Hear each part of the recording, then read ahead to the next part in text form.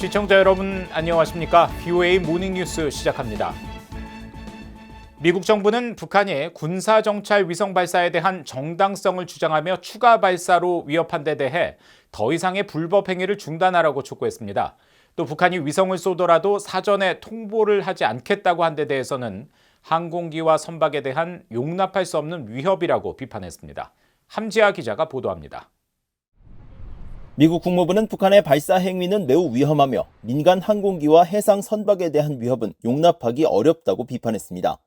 국무부 대변인은 5일 북한의 김여정 노동당 부부장이 위성 발사를 계속 추진하겠다고 밝힌 데 대한 BOE의 논평 요청에 민간 항공기와 해상 선박에 대한 위협은 북한의 최근 행동이 얼마나 위험한지 분명하게 보여준다며 이같이 밝혔습니다. 특히 이런 행동은 북한이 우리의 공동 안보뿐 아니라 어렵게 구축하고 유지해온 규칙에 기반한 국제 질서에도 위협이 되고 있다고 지적했습니다. 이어 북한의 모든 탄도미사일 발사는 여러 유엔 안보리 결의 위반일 뿐 아니라 국제항공과 해상 이해 당사자들에게 알리지 않고 지속적으로 발사하며 사고 위험을 증가시킨다고 밝혔습니다. 또 북한은 시카고 협약에 따른 국제민간항공기구 이카오의 기준을 위반하고 회원국으로 가입한 국제해사기구 IMO의 규정과 지침도 무시하고 있다고 비판했습니다.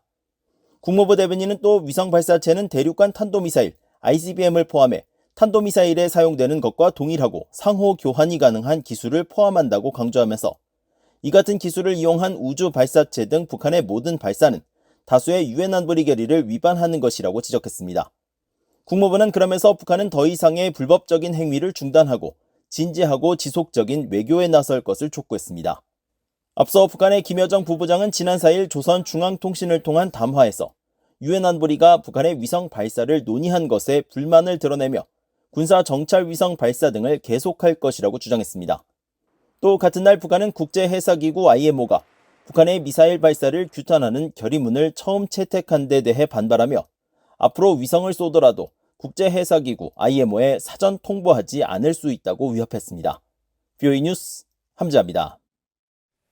한국이 유엔 안전보장이사회 비상임 이사국으로 선출됐습니다.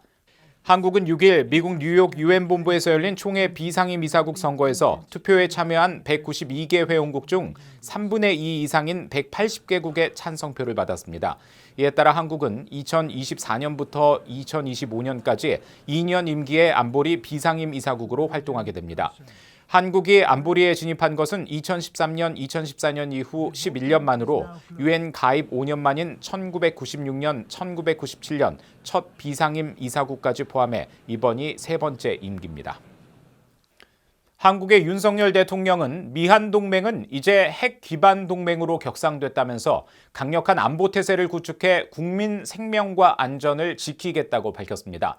윤석열 대통령은 6일 서울 현충원에서 열린 제68회 현충일 추념식 추념사를 통해 지난 4월 미국 조 바이든 대통령과 함께 핵 자산의 확장 억제 실행력을 획기적으로 강화하는 워싱턴 선언을 공동 발표했다면서 이같이 밝혔습니다. 윤 대통령은 특히 북한은 핵과 미사일 능력을 고도화하고 있으며 핵무기 사용을 법제화했다고 지적하고 한국 정부와 군은 그 어느 때보다 강력한 미한 동맹을 바탕으로 철통 같은 안보 태세를 구축해 국민의 생명과 안전을 지키겠다고 강조했습니다. 또 국가의 품격은 국가가 누구를 어떻게 기억하느냐에 달려있다면서 한국을 지키기 위해 한국군 16만 명이 전사했지만 12만 명의 유해를 찾지 못했고 동맹국인 미군도 3만 7천 명이 전사했다며 호국 영웅들이 가족의 품으로 돌아갈 수 있도록 끝까지 노력하겠다고 밝혔습니다.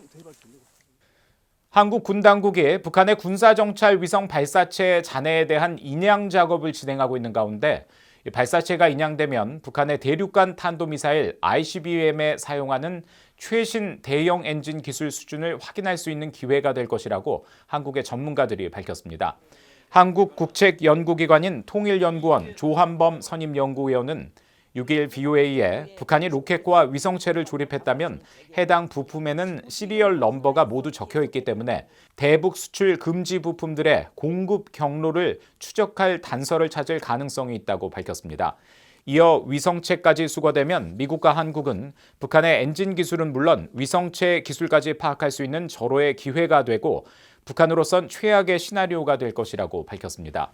민간 연구기관인 한국국방안보포럼의 신종우 사무국장도 북한의 2단 추진체가 양호한 상태로 인양될 경우 북한이 대륙간 탄도미사일 ICBM에도 쓰는 최신 대형 엔진 기술을 알아낼 수 있을 것이라고 밝혔습니다.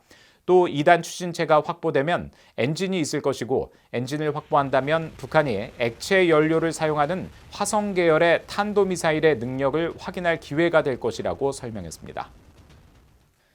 중국과 러시아 군용기가 한국 방공식별구역 카디즈에 무단으로 진입했다가 이탈했습니다.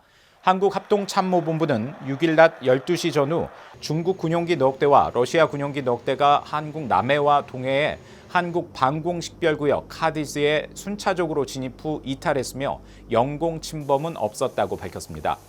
중국과 러시아 군용기가 공동으로 카디즈에 무단 진입한 것은 지난해 11월 이후 7개월 만이며 올해 들어서는 처음입니다.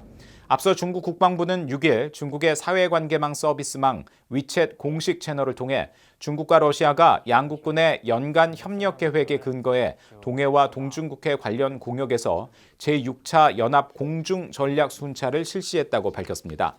방공식별구역은 자국 영공으로 접근하는 군용 항공기를 조기의 식별에 대응하기 위해 설정하는 임의의 선으로 영공과는 다른 개념이지만 다른 나라 방공식별구역 안에 진입하는 군용 항공기는 해당 국가에 미리 비행 계획을 제출하고 진입 시 위치 등을 통보하는 것이 국제 관행입니다.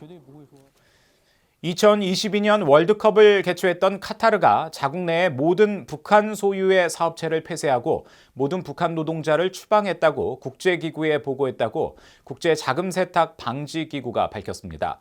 국제자금세탁방지기구 FATF는 최근 발표한 카타르에 대한 자금세탁과 테러자금 조달 방지 상호평가 보고서를 통해 카타르는 국제 의무에 따라 북한 소유의 모든 사업체를 폐쇄하고 외국인 노동자를 관할권에서 추방했다고 통보했습니다.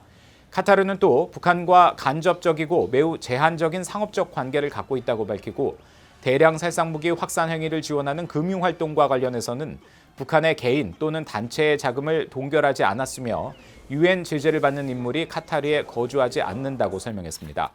2022년 월드컵을 개최했던 카타르는 월드컵 경기장 등 시설 건축을 위해 지난 2014년부터 2,500여 명의 북한 노동자들을 동원한 것으로 알려졌습니다. 이상으로 VOA 모닝뉴스를 마칩니다. 시청해주신 여러분 고맙습니다.